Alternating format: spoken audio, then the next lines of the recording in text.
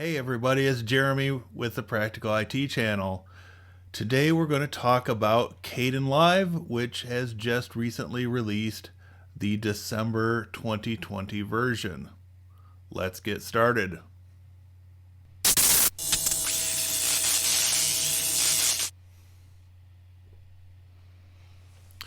Okay, we are connected to the Ubuntu system.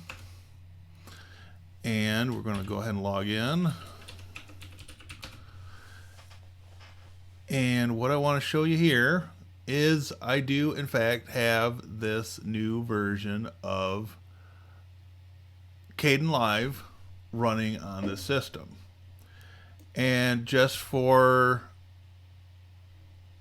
full disclosure, I am running the AppImage version of this. So this is, for all intents and purposes, a standalone version of KDenLive. For the sake of being complete and for, my new program of inclusion for going into 2021, I am going to go ahead and we're going to disconnect from Ubuntu and we're going to jump over to my Windows box. And yes, I don't normally cover Windows, but this is part of my desire to be a little bit more inclusive, but with an open source first slant to it. So we're going to go to our web browser and we're going to open up KDenLive.org. We're going to go to the download link. And then for Windows, we're going to download the standalone version, because this would be, in effect, fairly equivalent to what we are getting when we use an AppImage on Linux. This is just about done downloading. And we'll go to the containing folder.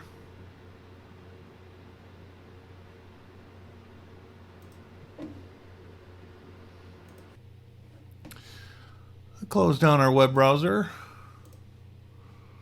Alright, and so here we've got our KDenLive standalone, and we'll just go ahead and double click on that, and it'll extract.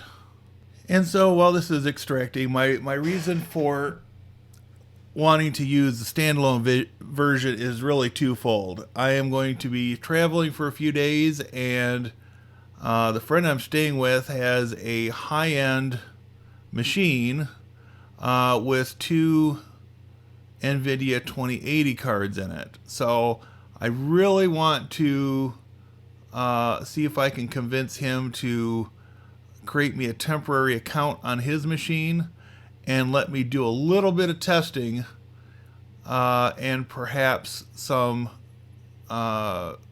capture of KDenLive running on that machine, and do a little bit of testing to see if it actually takes advantage of the two 2080 cards. So that's one thing I would like to do while I am visiting people. Alright, so we have a folder for KDenLive. Go into that, and okay, so let's go into the bin folder, because that's generally where our executables are on Linux, and this follows a very Linux-like structure as far as locations of files. And we will start KDenLive. Okay, so as you can see, we are much more cramped on space than we were on that ultra-wide monitor I've got on the Linux box. But we've got all the same basic panels and areas here to play with, and hopefully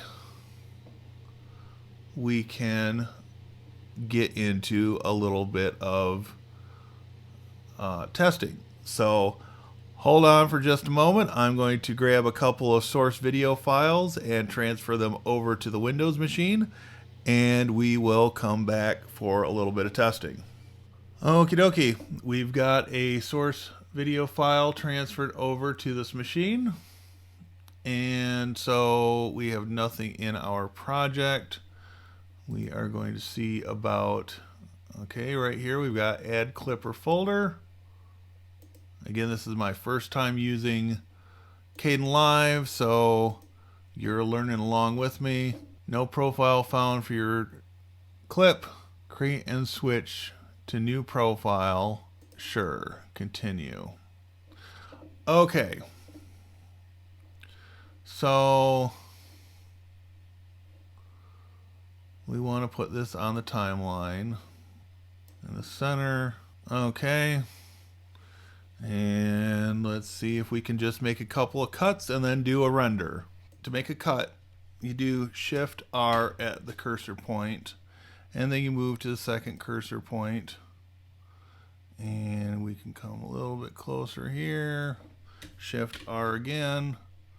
And then you can take and click on the clip you want to delete and hit the delete button, and then just drag these together. Now, I'm sure there's a way to get those to sort of elastic together. I haven't found that out yet, but again, this is a brand new experience for me, and we will be learning a little bit together as I go through this. I just want to make a few cuts here and see if we can't get something that resembles something that I'd want to show off.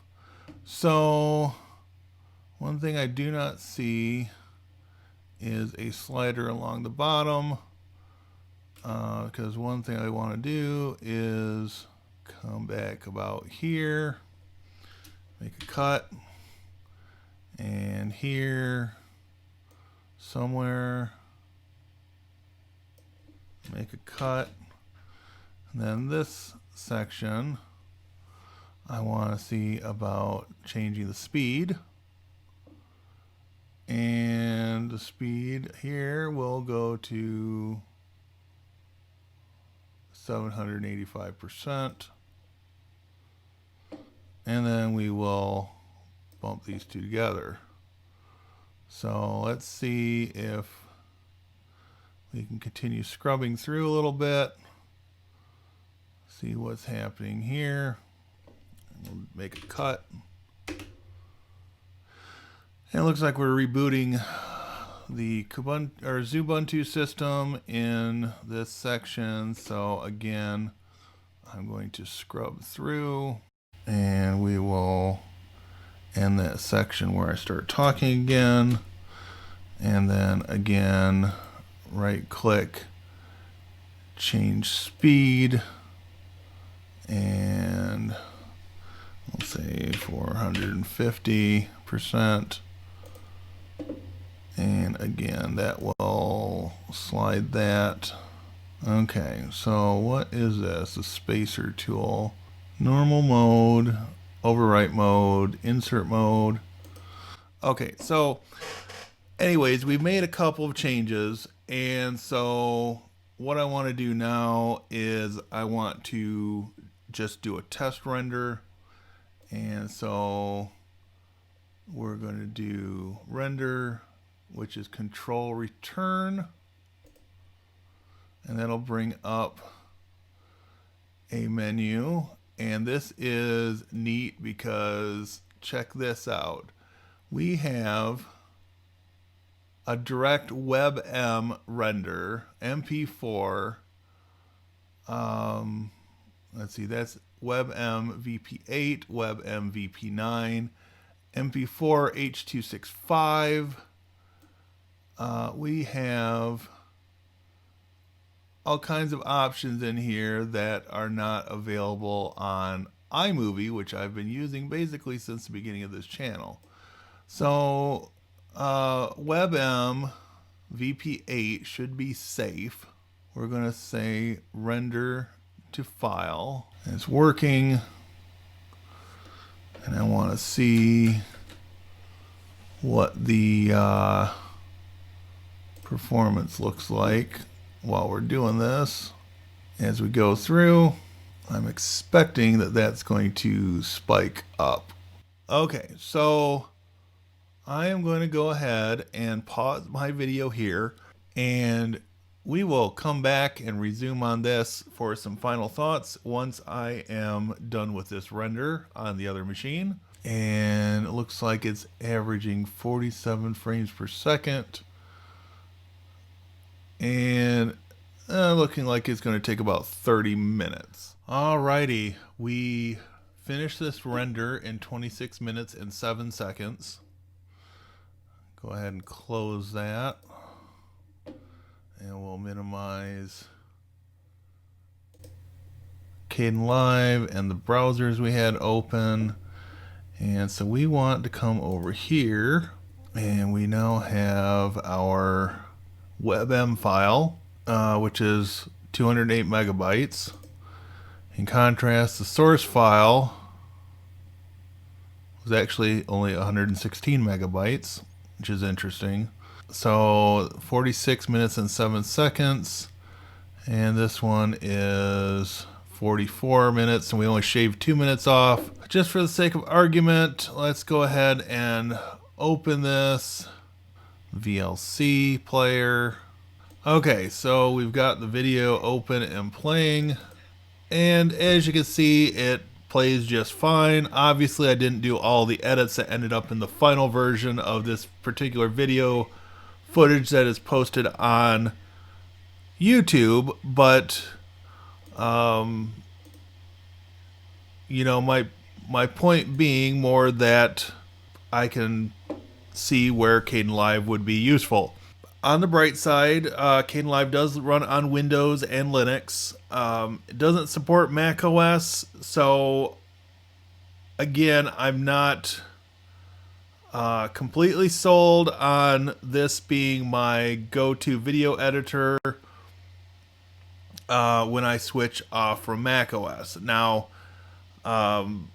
since I do have my Mac laptop still, I am very much interested in a package that would run on Windows, Linux, and Mac OS, so that, you know, 2021 will see me replacing my desktop machine that the majority of my editing and rendering will be done on. However, until I replace the MacBook Pro, I am wanting to have a video editor that I can use on all three platforms and pretty fluidly go between them, so that, you know, I'm not bouncing between two or just multiple editors, and I'm not jumping between multiple editors on the different platforms and having to remember different sets of key combinations in order to do my basic edits.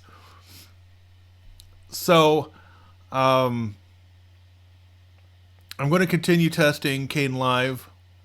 From what I've seen so far, it's stable. It rendered nicely without, you know, completely spiking the CPU for the whole time it was rendering.